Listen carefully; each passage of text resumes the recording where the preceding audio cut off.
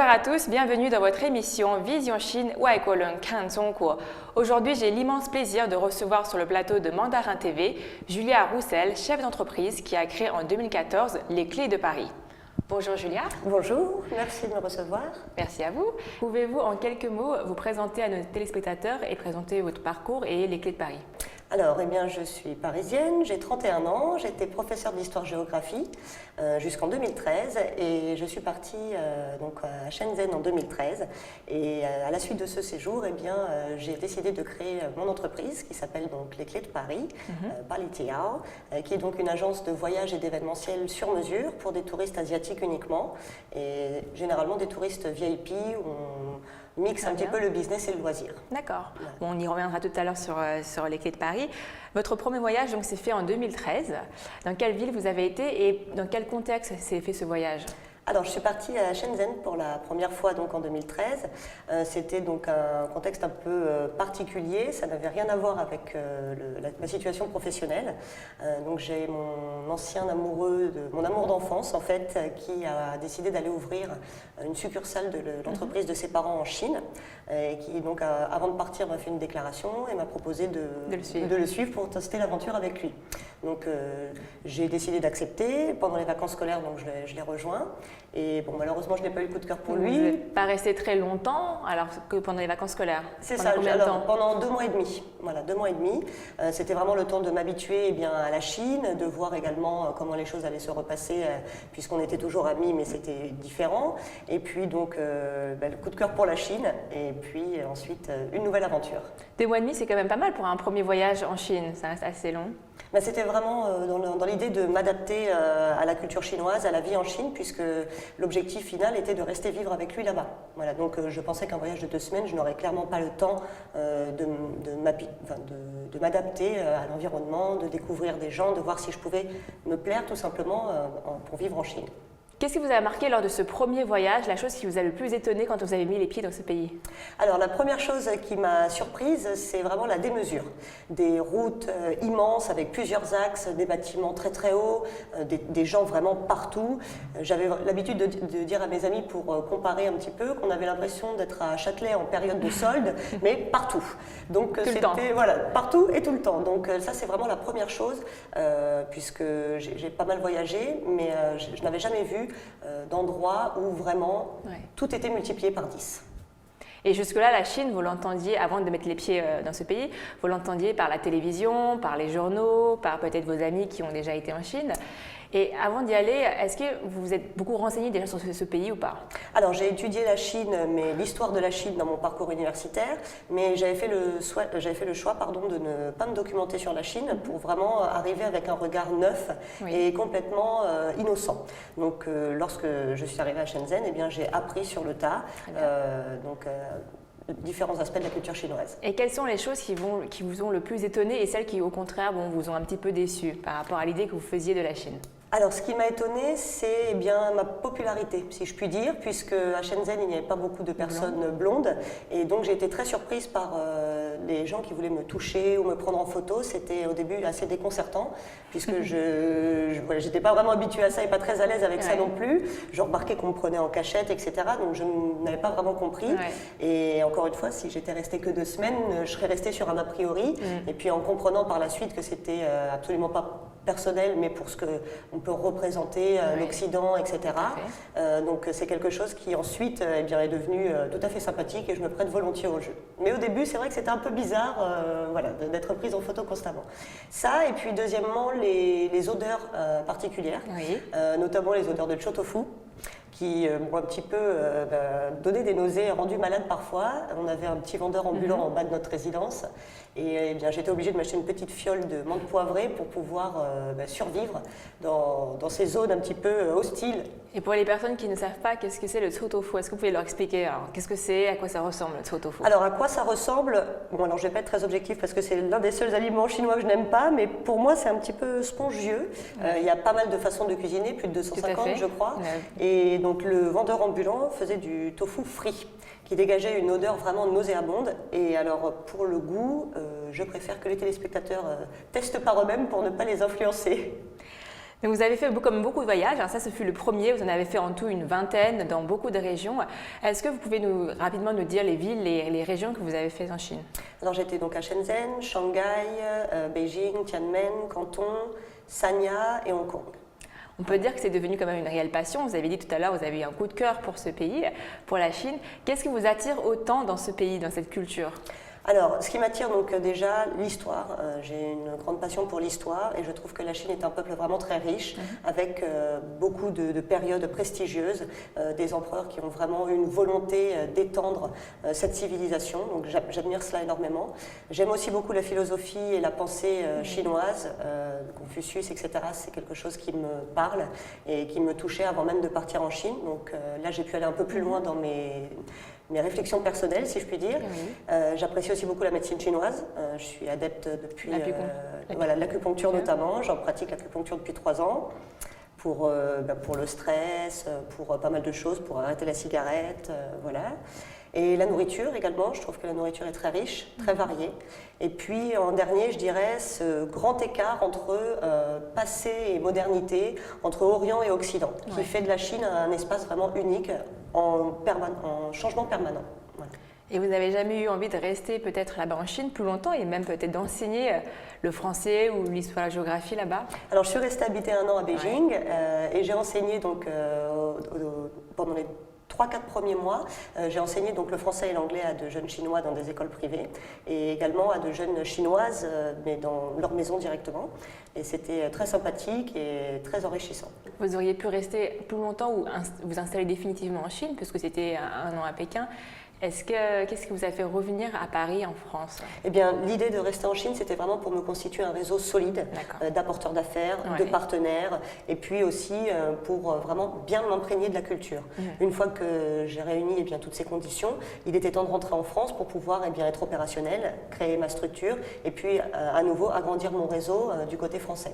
Et quelles sont pour vous les grandes différences entre la France et la Chine? Alors pour moi, les grandes différences, je dirais le droit de l'image, le droit à l'image dans un premier temps. Pour les photos. Voilà, pour les photos.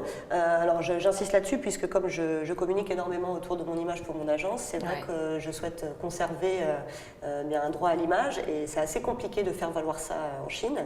La propriété également, j'ai des histoires assez surprenantes d'amis qui vivaient dans les Hutong à Pékin et qui retrouvaient tous les 2 jours des voisins dans leur salon qui venaient vérifier que toutes les plantes se portaient bien parce qu'ils connaissaient le propriétaire. Et est-ce qu'il y a des endroits, des régions que justement vous ne connaissez pas, il doit quand même y en avoir, c'est tellement grand la Chine, et que vous aimeriez découvrir? Alors, oui.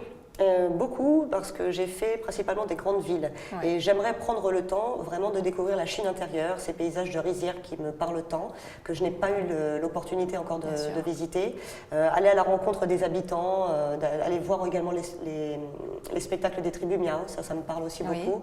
J'aime beaucoup toutes leurs parures en argent, etc. J'aimerais aller voir découvrir toutes les minorités ethniques. C'est ça, les minorités ethniques et puis encore aller un petit peu plus dans la culture et puis aussi j'aimerais beaucoup avoir l'opportunité d'aller dans un temple pour pouvoir faire une petite retraite spirituelle.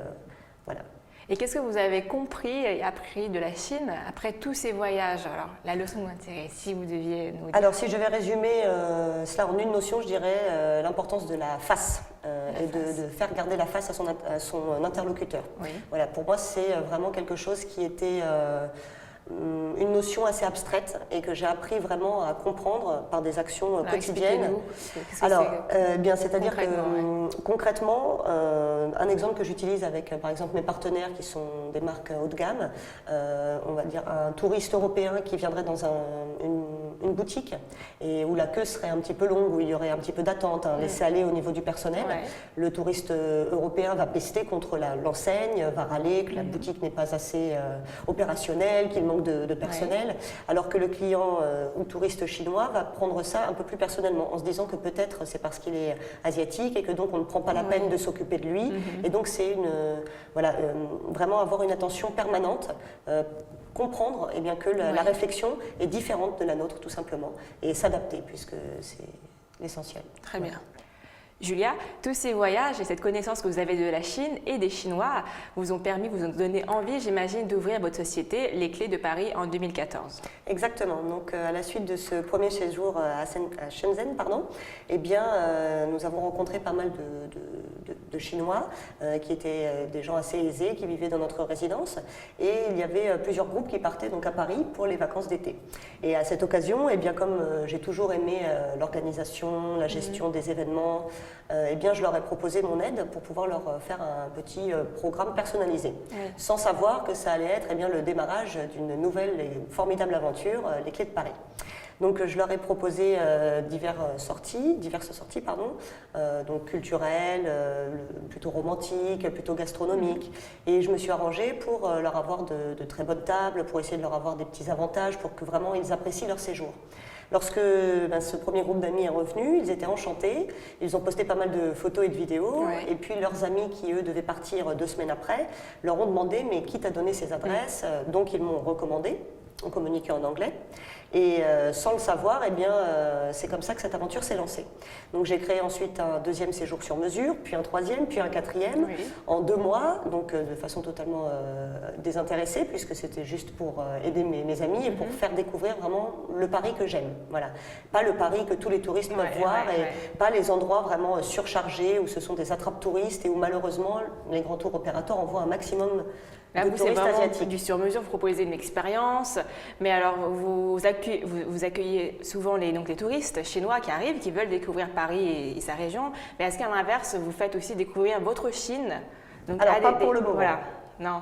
Pas pour le moment. J'aimerais dans un futur... j'aimerais beaucoup développer cela, mais pour être honnête, je n'ai vraiment pas le temps. Donc pour l'instant, je me suis vraiment spécialisée sur la France. Et donc pour faire découvrir l'art de vivre à la française, mais adapté selon les sensibilités culturelles chinoises. Bien sûr. Et qu'est-ce qu'ils recherchent le plus souvent, ces touristes chinois, asiatiques, quand ils viennent ici à Paris? Ils vous demandent quoi Alors en général, ce sont des séjours qui sont entre 7 et 10 jours, des séjours qui allient business et loisirs, et donc qui ont des thèmes qui sont souvent des thèmes identiques, la gastronomie, l'œnologie, la haute couture, et également donc les mises en relation avec des chefs d'entreprise, avec des politiciens, avec des artistes, ou cela dépend du secteur, mais ce sont des séjours qui sont vraiment mixés entre la partie business et la partie loisirs, puisque les personnes que je reçois ont beaucoup d'argent mais très peu de temps, et donc profitent de leur séjour en Europe pour rencontrer, agrandir leur réseau et puis pourquoi pas nouer de nouveaux partenariats. Et selon vous, quelle est les grandes différences qu'il existe entre la clientèle chinoise et la clientèle, on va dire, occidentale, européenne, qui est plus traditionnelle? Alors, je dirais que la différence est dans l'habitude de consommer. Donc, le client européen a l'habitude de voyager à l'étranger depuis beaucoup plus longtemps. La Chine s'est ouverte à l'international depuis peu. Donc, c'est pourquoi les habitudes des touristes chinois diffèrent par rapport aux habitudes des touristes européens. Ils ont, je dirais, l'habitude d'emmener avec eux un petit morceau de Chine, tant pour la gastronomie que pour le quotidien, par exemple pour les horaires de lever, de repas, ce genre de choses. Ils sont très demandeurs donc, de Made in France, c'est-à-dire d'expériences authentiques et de rencontres avec des Français. Le souci, c'est que la barrière de la langue peut parfois être un mur. Donc à nous de proposer des activités où le langage ne sera pas un souci pour pouvoir créer du lien. Voilà. Je dirais que le client chinois est demandeur d'expériences riches en contenu, encore une fois pour pouvoir reposter sur les réseaux sociaux, etc. Mais également parce qu'il a une culture de l'Internet qui est très ancrée. Donc les internautes chinois sont très nombreux à réserver en ligne, à consulter des forums de voyage, etc. sur WeChat, ou à consulter sur Ctrip. Et ils voient fréquemment les mêmes photos, les mêmes offres. Donc ils sont à la recherche de quelque chose de plus exclusif, de plus innovant. Voilà. Julia, partagez un petit peu votre expérience avec nos téléspectateurs. Quels conseils donneriez-vous pour les personnes qui souhaitent entreprendre des relations, réussir des relations avec les Chinois? Alors je dirais dans un premier temps qu'il faut revoir notre notion de temps, puisque la patience est vraiment une arme pour moi chinoise. C'est quelque chose qui est très intéressant à observer et à découvrir. Et je dirais que le business à l'occidental est un petit peu plus pressé et plus frontal. Il y a d'ailleurs un proverbe de Confucius qui dit qu'avec le temps et la patience, la feuille du mûrier devient soie. Donc c'est quelque chose qui pour moi n'était pas logique au début, puisque je suis très dynamique et très speed, et j'ai dû donc m'armer de patience patience et ça a été également bien, un très bon travail pour moi-même de comprendre cette logique et de comprendre bien, la puissance du business à la chinoise, puisque c'est une technique que je comparerais à l'acupuncture, avec une petite aiguille qui rentre, mais qui va très loin. Alors que je dirais que nous, occidentaux, sommes plutôt avec nos gros sabots, quelque chose de très contractualisé, de très réglementé, et où l'aspect humain aussi est un petit peu oublié. En Chine, il y a également tout un protocole autour de la convivialité. On va négocier un contrat autour d'un dîner avec un KTV, on va aller chanter tous ensemble, on va se découvrir humainement pour voir si on peut faire des affaires ensemble. Alors qu'en France, on ne passe pas par cette case humaine, si je puis dire. On va directement au contrat, aux échanges vraiment business. C'est cette partie-là qui me plaît beaucoup. Et je dirais, pour conseiller ceux qui souhaitent faire des affaires avec la Chine, ça remet de patience. Ne pas prendre de billets retour lorsqu'on part en business trip, voilà, puisque lorsque les collaborateurs le savent, eh bien, ils peuvent jouer la montre, voilà, donc pour faire traîner un peu les négociations. Et je dirais également ne jamais faire perdre la face donc à son interlocuteur. C'est ce que vous disiez plus tôt. Exactement. C'est important. Une grande leçon d'humilité. Julia, est-ce que vous partez cet été? Est-ce que vous retournez en Chine? Vous avez des projets là-bas? Alors oui, cet été, je retourne en Chine à Sanya pour signer des contrats et également pour prendre quelques jours de vacances, profiter de cette île merveilleuse aux plages paradisiaques.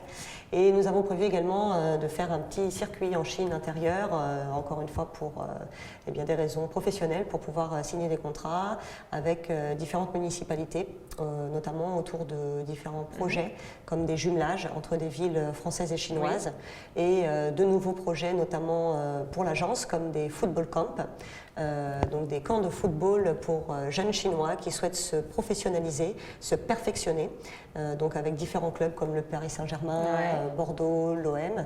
Et j'ai eu la chance de rencontrer Raymond Domenech, qui a accepté donc d'être le président d'honneur de cette nouvelle session de formation.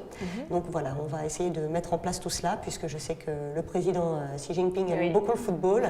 Eh bien, on va essayer d'aller promouvoir un petit peu cela. On vous souhaite beaucoup de succès. Merci beaucoup, c'est très gentil. Merci Julia d'être venue. Merci à vous de m'avoir reçu. Merci beaucoup. Au revoir.